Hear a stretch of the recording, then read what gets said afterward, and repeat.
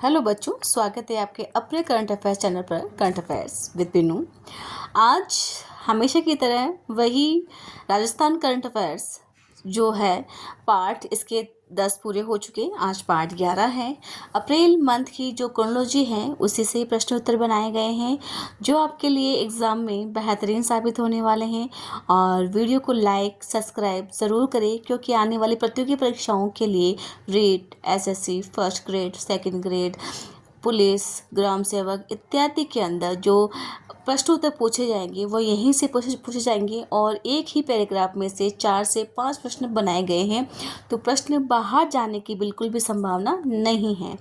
तो अपने जो साथी हैं जो स्टेट एग्ज़ाम की तैयारी कर रहे हैं उन तक ये वीडियो ज़रूर शेयर करें, चैनल को लाइक और सब्सक्राइब ज़रूर करें। आइए देखते हैं इम्पोर्टेंट प्रश्न उत्तर। आपके सामने देखिए ये प्रश्न उत्तर कहाँ से बनाए गए हैं। अप्रैल 2026 के हैं जो मार्केट में आसानी से अवेलेबल होती है। इसका राजस्थान वाला भाग हम कंप्लीट कर रहे हैं क्योंकि हर प्रतियोगी परीक्षाओं के अंदर राजस्थान करंट अफेयर्स पूछा जाता है और यहीं से पूछा जाता है।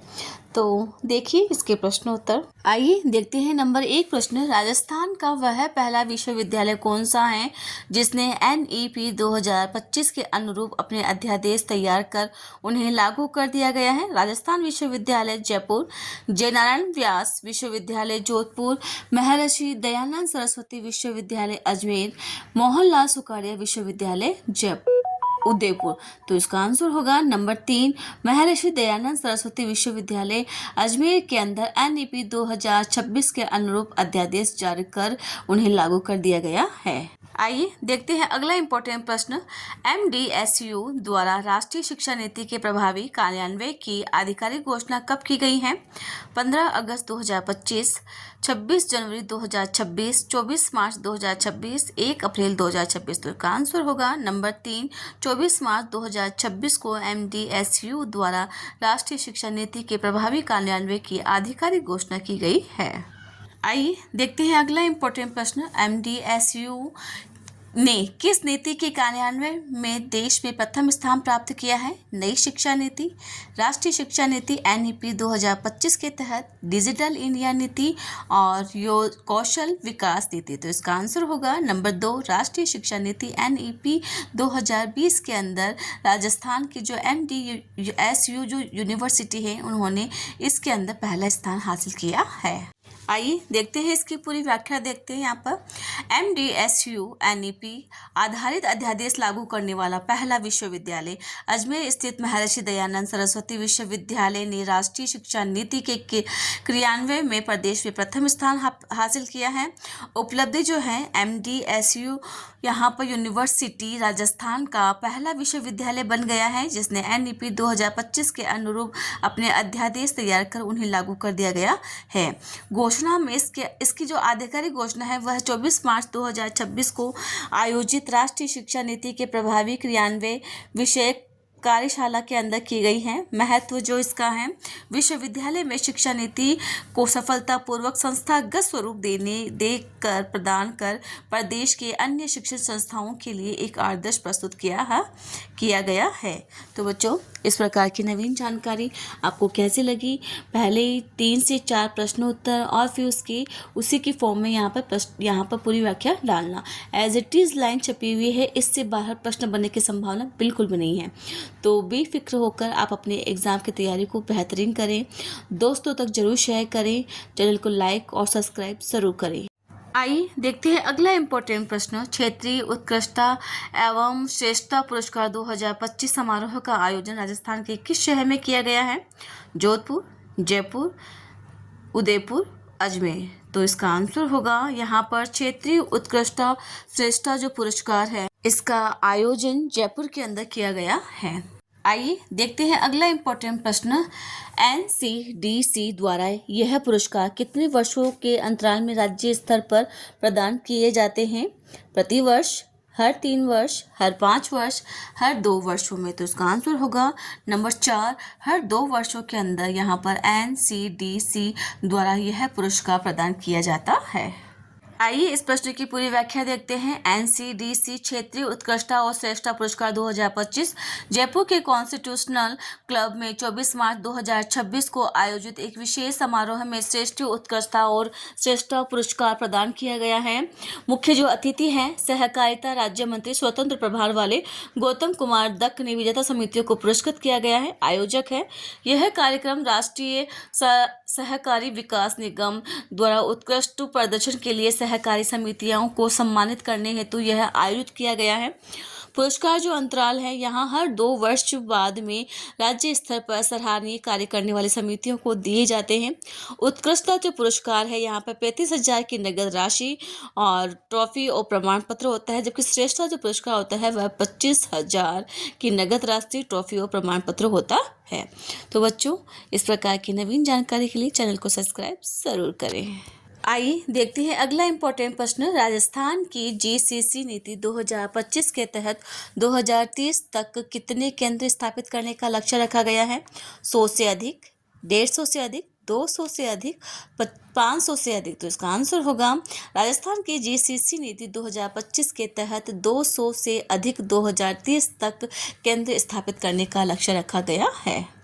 आइए देखते हैं अगला इम्पोर्टेंट प्रश्न। राजस्थान जीसीसी कॉन्क्लेव 2026 का मुख्य जो उद्देश्य है, क्या उद्देश्य है इसका? नंबर 1 कृषि निर्यात को बढ़ावा देना। नंबर 2 राजस्थान को भारत के अगले बड़े जीसीसी हब के रूप में विकसित करना और निवेश बढ़ाना। नंबर 3 है सौर ऊर्जा को 2 गुना करना। नंबर 4 पर्यटन को बढ़ावा देना। तो इसका आंसर होगा राजस्थान जीसीसी कॉन्क्लेव 2026 का जो मुख्य उद्देश्य है, नंबर 2 है राजस्थान को भारत के अगले बड़े जीसीसी हब के रूप में विकसित स्थापित करना और निवेश बढ़ाना इसका उद्देश्य है। आइए इस प्रश्न की पूरी व्याख्या देखते हैं। Rajasthan global capability centres GCC conclave 2026 Rajasthan के द ललित होटल में 25 मार्च 2026 को Rajasthan global capability centres conclave का सफल आयोजन किया गया है। उद्घाटन है इस सम्मेलन का जो उद्घाटन है उद्योग और वाणिज्य मंत्री कर्नल राज्यवर्धन सिंह राठौड़ के द्वारा किया गया है। मुख्य जो उद्देश्य है यहाँ पर राजस्थान को भारत के अगले बड़े जीसीसी हब के रूप में स्थापित करना और निवेश को बढ़ाना इसका प्रमुख उद्देश्य है। आयोजक जो है यह कार्यक्रम यहाँ पर ET government, the economics times और रिको के संयुक्त सहयोग से आयोजित किया गया है।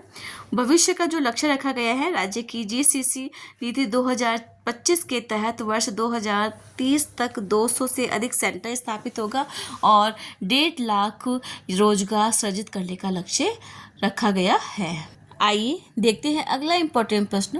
Waste zone vice chancellor meet 2025-26 का आयोजन किस संस्था द्वारा किया गया है?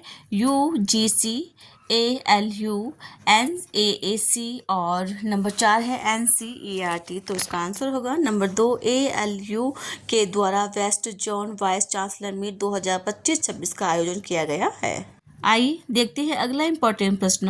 Waste zone vice chancellor meet 2025-26 की मेजबानी किस विश्वविद्यालय ने की है?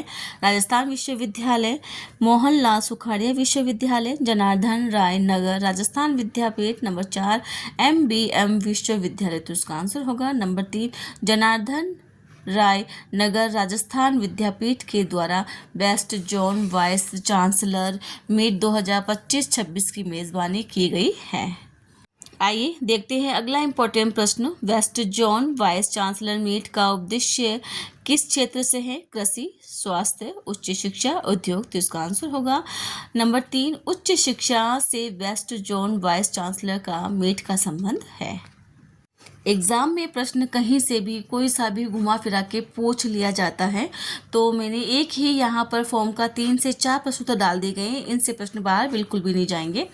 Best zone vice chancellor meet 2025-26 association of Indian universities ALU की west zone vice chancellor meet 17-18 March 2026 को उदयपुर में आयोजित की गई है। मेजबानी है यह 2 दिवसीय बैठक की मेजबानी यानी जनार्दन राय नागर विश्वविद्यालय विद्यापीठ, जो जिसे डिम्स यूनिवर्सिटी भी कहा जाता है, उदयपुर ने की है। और जो उद्घाटन है राज्यपाल और कुलाधिपति हरिभाऊ बागड़े ने इस सम्मेलन का विधिवत शुभारंभ किया गया है। सहभागी है इसमें राजस्थान, गुजरात, महाराष्ट्र, मध्य प्रदेश और तेलंगाना के 150 से अधिक विश्वविद्यालयों के कुलपतियों ने और शिक्षाविदों ने इसके अंदर भाग लिया है। महत्व है, सम्मेलन में उच्च शिक्षा के नवाचारों और क्षेत्रीय शैक्षणिक चुनौतियों का विस्तार से चर्चा की गई है। ये इसका प्रमुख उद्देश्य है। आइए देखते हैं अगला इम्पोर्टेंट प्रश्न। राज सखी मेला 2026 का आयोजन कहाँ किया गया है? जयपुर, जोधपुर, टोंक, कोटा। तो इसका आंसर होगा नंबर 3, टोंक के अंदर राज सखी मेला 2026 का आयोजन किया गया है।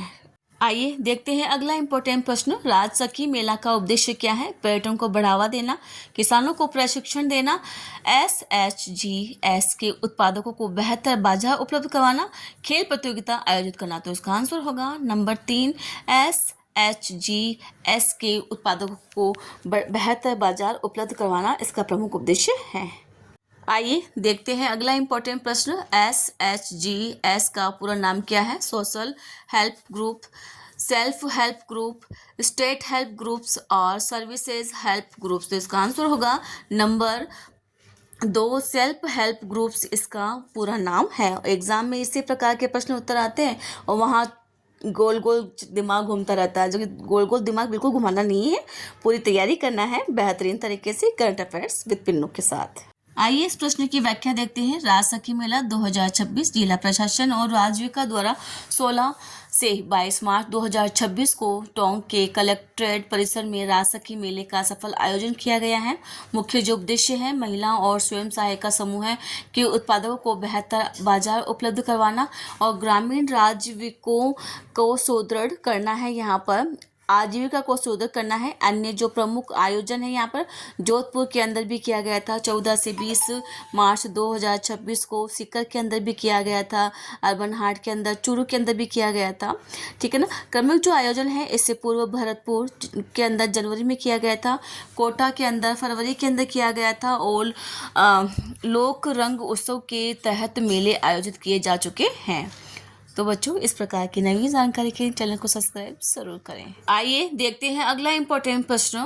Bharat Ratnam James and jewellery प्रदर्शनी का आयोजन कहाँ किया गया है? जवाहरलाल केंद्र जयपुर के अंदर, Rajasthan international centre RIC Jaipur के अंदर, सीतापुर यहाँ पर औद्योगिक क्षेत्र जयपुर के अंदर, शिल्पग्राम उदयपुर के अंदर। तो इसका आंसर होगा number 2, Rajasthan international centre RIC Jaipur के अंदर Rajasthan Ratnam James and jewellery प्रदर्शनी का आयोजन किया गया है। आइए देखते हैं अगला इम्पोर्टेंट प्रश्न। Rajasthan Ratnam James and jewellery प्रदर्शनी का आयोजन किन संस्थाओं द्वारा संयुक्त रूप से किया गया है? जयपुर जिला उद्योग केंद्र रिको के द्वारा, पर्यटन विभाग और रासिको के द्वारा, जयपुर जिला उद्योग केंद्र और रासिको के द्वारा और राजस्थान सरकार और भारत सरकार के द्वारा किया गया है। तो इसका आंसर होगा नंबर 3, जयपुर जिला उद्योग केंद्र और रासिको के द्वारा Rajasthan Ratnam James and jewellery प्रदर्शनी का संयुक्त रूप से आयोजन किया गया है। आइए इस प्रश्न की व्याख्या देखते हैं। जेम्स एंड ज्वेलरी प्रदर्शनी Jaipur Ratnam Rajasthan international centre RIC Jaipur में 15 से 16 मार्च 2026 को राजस्थान रत्नम एक्सपो का आयोजन किया गया है।